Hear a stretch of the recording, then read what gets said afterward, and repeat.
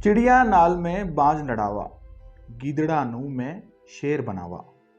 1.25 लाख ते एक लड़ावा, ता गोविंद सिंह नाम धरावा।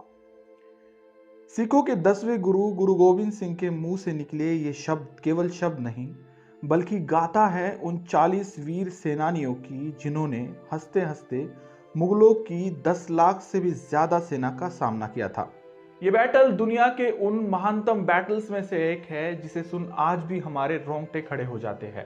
मैं बात कर रहा हूं बैटल ऑफ चमकौर के बारे में, जो 1704 में मुगलों और सिखों के बीच लड़ी गई। मुगल बादशाह औरंगजेब की तरफ से इस बैटल को लड़ने का मकसद था खालसा पंथ को खत्म कर गुरु गोविंद सिंह को कैप्चर करना, जिंदा या फिर मुर्दा।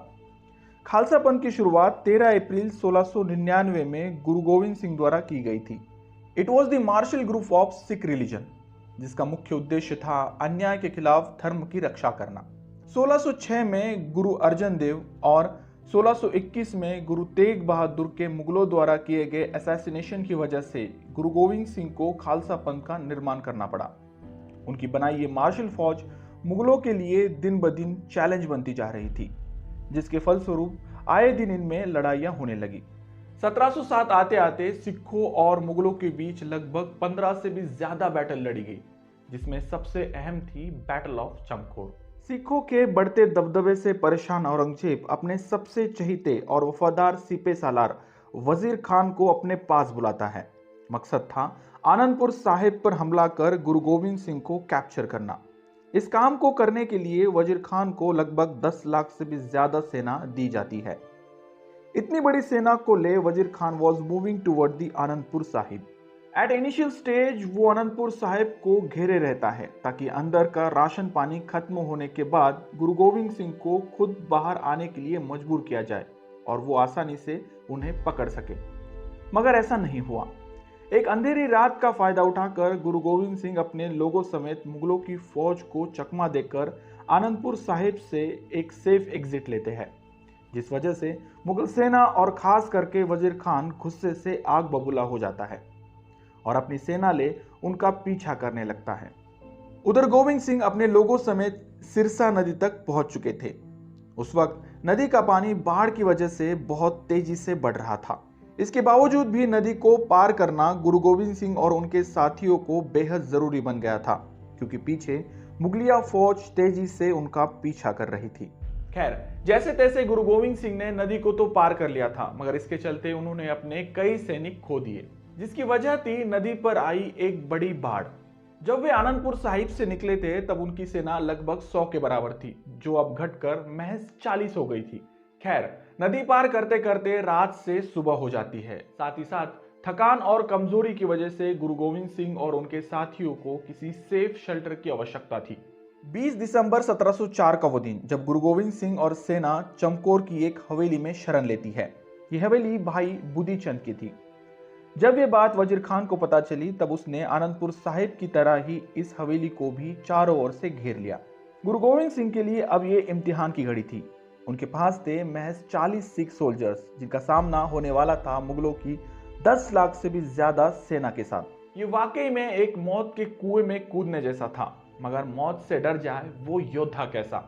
इस सिचुएशन में अपने मन को शांत किए और हौसलों को आसमानी बुलंदियों तक पहुंचाए गुरु गोविंद सिंह अपनी ऊंची आवाज में कुछ पंक्तियां बोलते हैं।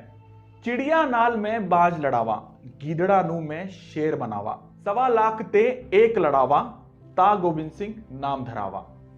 जिसका मतलब था एक छोटी सी चिड़िया भी बाज से लड़ने का हौसला रखती है, गीदड़ भी वक्त आने पर शेर बन सकता है।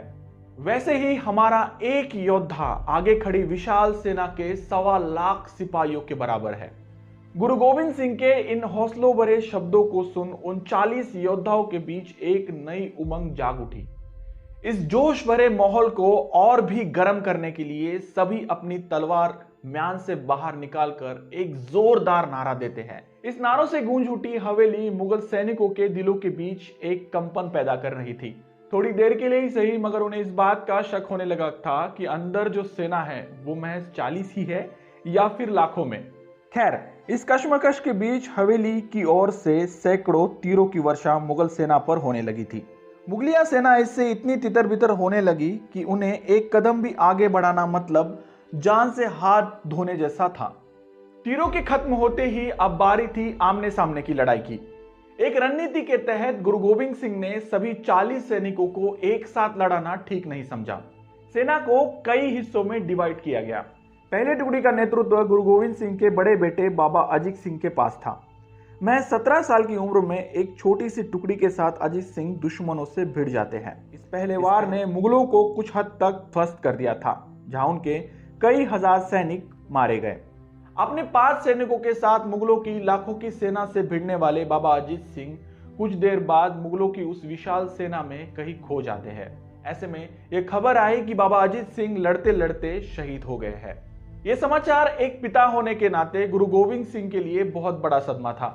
मगर शहीदों की शहादत पर आंसू बहाना एक खालसा का धर्म नहीं होता। बस इसी सोच विचार के साथ गुरु गोविंद सिंह अपनी अगली रणनीति बनाने में व्यस्त हो जाते हैं। इसके बाद 8 सैनिकों की टुकड़ी को भेजा गया, जिसका नेतृत्व गुरु गोविंद सिंह के दूसरे बेटे बाबा जुजर सिंह ने किया था। जुजर सिंह की उम्र महज 13 साल की थी, मगर लड़ने का जज्बा आसमानों से भी ऊंचा। ये बात गुरु गोविंद सिंह भी जानते थे कि इतनी बड़ी सेना का सामना करना बाबा जुजर सिंह के लिए जानलेवा हो सकता है। मगर इस वक्त गुरु गोविंद सिंह किसी के पिता नहीं थे। उनके ऊपर भार था उन सैकड़ों सिख भाई बहनों का, जिसका वजन एक पिता के रिश्ते से कहीं ज्यादा होता है। इसके चलते वे अपने दूसरे बेटे बाबा जुजर सिंह को भी आशीर्वाद देकर युद्ध भूमि में भेजते हैं। बाबा जुजर सिंह के रणभूमि में आते के साथ ही मुगल और सिखों के बीच एक घमासान देखने को मिलता है। वे बहुत ही शूरता के साथ एक एक सिपाही को धराशायी करते आगे बढ़ रहे थे। इतनी कम उम्र होते हुए भी बाबा जुजर सिंह का एक अटैकिंग मोड में लड़ना मुगलों के पसीने छुड़ा रहा था। उनकी इस शूरता को देख दूर हाथी पर बैठा वजीर खान भी पूरी तरह से चौंक गया था। इसके बाद गुरु गोविंद सिंह द्वारा एक के बाद एक कई टुकड़ियों को रणभूमि में भेजा गया। आगे चलकर यह खबर आई कि बाबा जुजर सिंह भी वीर गति को प्राप्त हो गए हैं। सिखों की सेना मुगलिया फौज से बहादुरी के साथ लड़ तो रही थी, मगर संख्या बल की वजह से इस जंग को जीत पाना लगभग नामुमकिन था। वही गुरु साहब के पास भी अब ज्यादा सिपाही नहीं बचे थे। ऐसे में लोगों द्वारा गुरु साहब को हवेली छोड़ सुरक्षित जगह जाने की गुजारिश की जाती है।